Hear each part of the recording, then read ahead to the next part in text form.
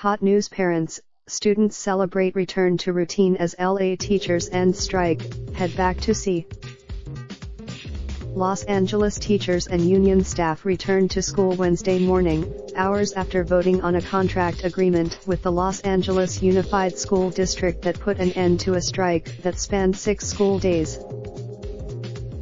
The tentative between union and district officials, in which the groups sought to hammer out several issues that prompted educators to walk out of classrooms in their first strike in 30 years. A line of cars stretched outside McKinley Avenue Elementary School in South LA as teachers and students arrived for what some expect to be a return to normal after days of uncertainty. One by one, Maria Ramos, 32, watched her 5-year-old daughter from behind a metal fence. "It makes me feel better to know she's inside," she said. More so now that Ramos said she supported the strike and agreed with most of the teachers' demands. "I am glad that the strike is over. I know my daughter." United Teachers Los Angeles will give members until Friday to vote on the tentative agreement with Los Angeles Unified School District that ended the strike. "We are now opening up the voting. We're extending it. The union will have official results on Friday," Martinez said, "because ballots are actually still being counted and because we heard so much from our members who wanted to get to vote but maybe because they were on leave or because they weren't there yesterday they were not able to," Martinez said. Teachers had just hours Tuesday to review the 47-page tentative agreement before voting at their school sites. Chapter chairs, "Those numbers reported Tuesday night showed about 83% approval," Martinez said Wednesday.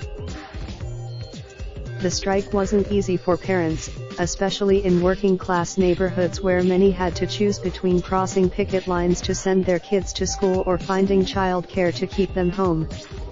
For Martin Flores, "I work in the morning, and he works at night," said Gonzalez, who works as a waitress in Downey.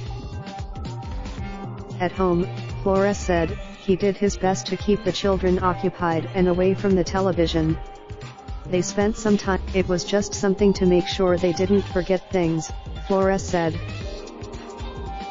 Despite the loss of school days, Flores and Gonzalez said they supported the teachers and their strike. Now that it's over, teachers who formed picket lines outside schools starting January 14 braved several days of rain in a fight for smaller class sizes, more support staff at schools and better pay. The resulting deal, "We have started down a real path to address class size," United Teachers Los Angeles President Alex Caputo Pearl said Tuesday. The agreement also includes a commitment to provide a full-time nurse in every school and a librarian in every middle and high school. Having teachers out of the classrooms also meant a week of departing from routines for students and parents. Did not show up, Johnny Villicana and Angelo Angulo, both seniors at Hollywood High School, ambled down Highland Avenue on Wednesday morning in no particular hurry to return to class after spending the last week at home. For the pair, still, Johnny, 17, said, "It felt good knowing, by not going to school, you were supporting something." Stephanie Santos, a 16-year-old junior at Hollywood High, said teachers gave up too soon. She would have preferred, but Lisbeth Zasadi, 15, said she's glad the strike ended and teachers are back in their classrooms. The sophomore had, "You'd literally just sit in an auditorium with, like, 170 people, she said. You can't teach any." The strike also affected local vendors who depend on the traffic around schools to make a living. Maria Jench, "Between the rain and the strike," she said, "I didn't sell anything. Not even a fly." Jench said she can make about $20 in an hour on any given school day, selling tamales across from the campus.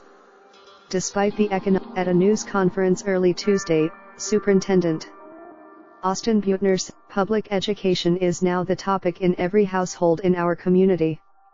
Let's capitalize. We can't solve 40 years of underinvestment in public education in just 1 week or just one contract."